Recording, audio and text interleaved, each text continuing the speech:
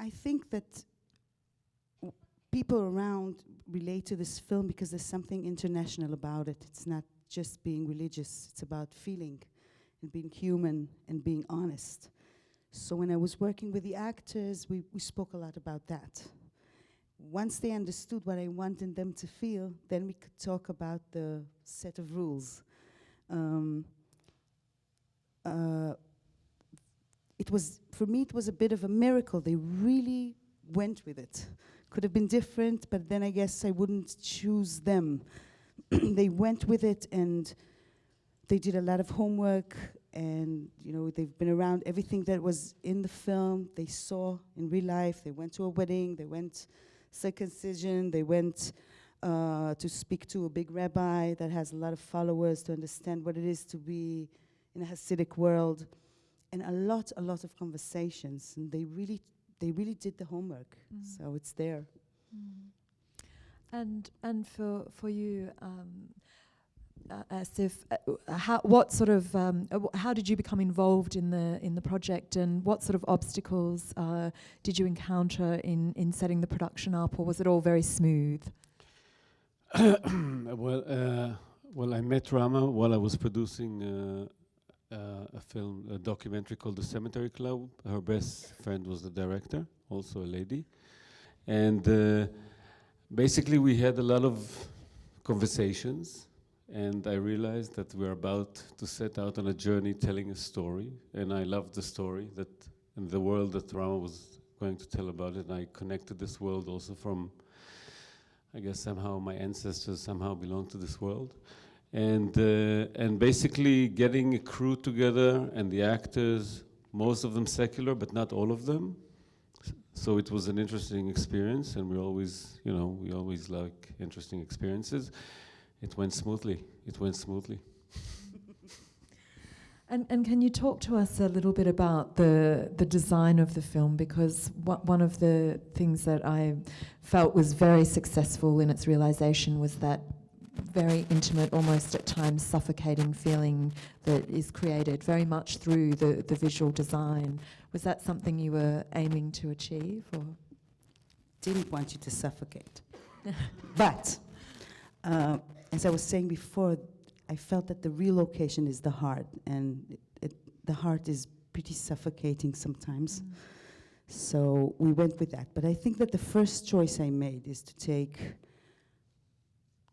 the best and pretty much a genius, DP, Asaf Sudri, that did a lot of the work here. I had the vision I would never be able to do it. I mean, I'm still fascinated by it and impressed, because it's more than what I expected. He was managing to do that. And at the end, I said to myself all the time, it's about a character in a frame, as if there's nothing else, like in the heart. So this is what we worked about: a character dressed the way they dress, with the colors that helps the frame and the frame. But he's the genius one there.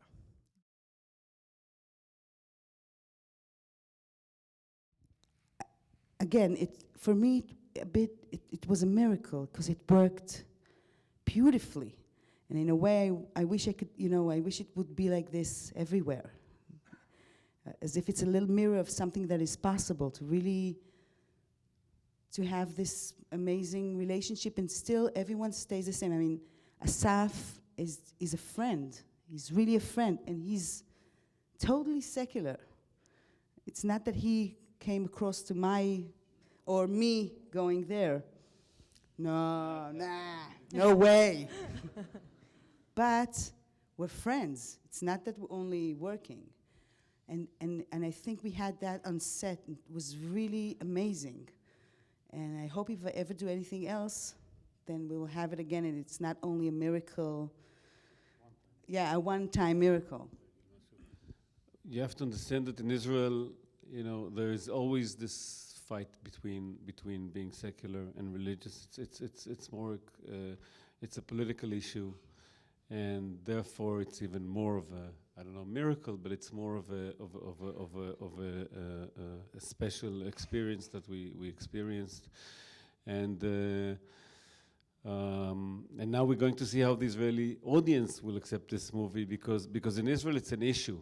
It's an issue. I think outside of Israel it's more, you just look at the story and hopefully you enjoy it and you see the world and you hopefully you can relate to it. In Israel, religion, non-religion is always an issue, always an issue.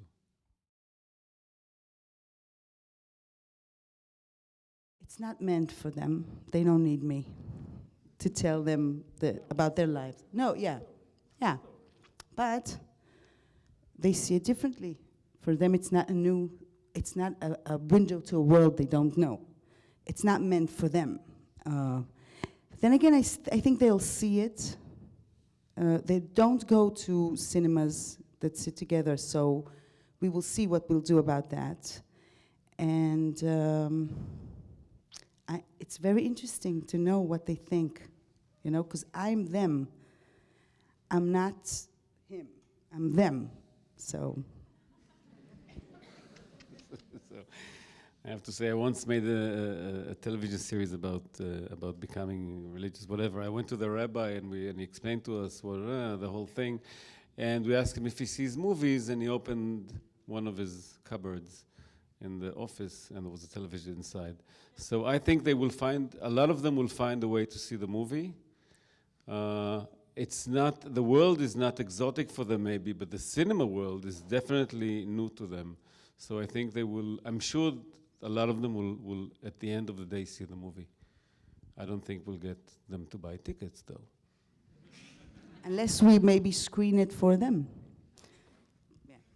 Anyway, the community I'm connected to has no TV, so that they won't see it.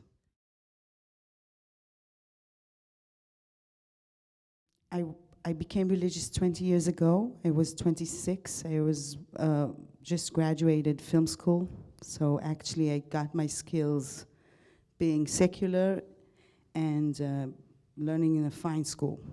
But then, when I became religious, I felt I had nothing to say. And because for me, everything is like a tool to say something. Then if you don't have something to say, just shut up. Then I shut up for years. I got married. I have 4 kids. And I was totally devoted to it and still am. And there is an Orthodox industry in Israel for Orthodox women, doing for women, played by women, and viewed only by women. Very interesting and very different. And I've been working there. I wrote for them, I directed, I did short stuff. Very low, no.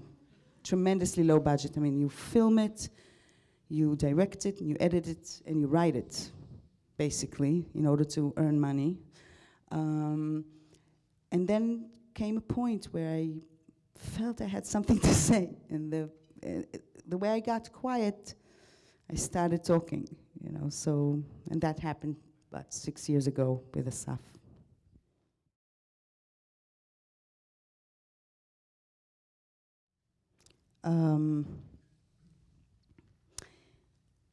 This is a new thing, okay? Nobody did that before. There was one film that was done by someone religious, but he wrote the script and played the main role, but someone secular directed it. This is the first film done by Orthodox director, okay, that wrote the script. We don't know, okay? I know I'm connected to a rabbi who is big, and I'm into a community, and I feel I'm part of the Orthodox community. I'm not part of anything else. And I feel that they know that it's strong to have that voice that is not there. Even if it's hard to grasp it at the beginning because it's a new thing, then understand it because it's done from that point of view. It's not me trying to find a way to get out. It's me trying to open up something for other people to see. I think they will understand that eventually.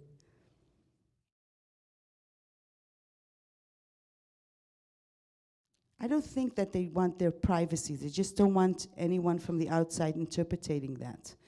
We are 3,000 years old.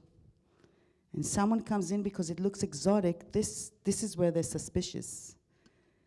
It's not that they just want nobody to know about them. They just want someone that knows how to tell the story from an inner point of view. But then there was no one to tell the story from an inner point of view, and this is why it's new. So we'll see how we go along, but I think at the end of the road they see the power in it, you know, they will see, I'm sure, you know. I know the people. But then you have to understand that there's Rama's community, but there's all sorts of different communities, and Rama is a pioneer in this sense, and I don't think we really know exactly how it will play out. We don't.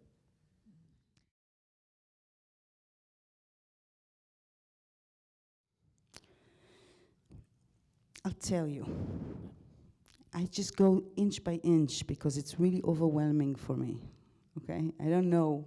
I mean, we're into something now, but it's smaller, it's a mini-series for TV. I don't know what I'll do next, but I can tell you that when you're 3,000 years old, there's a lot to be said. There's a lot of stories inside that community.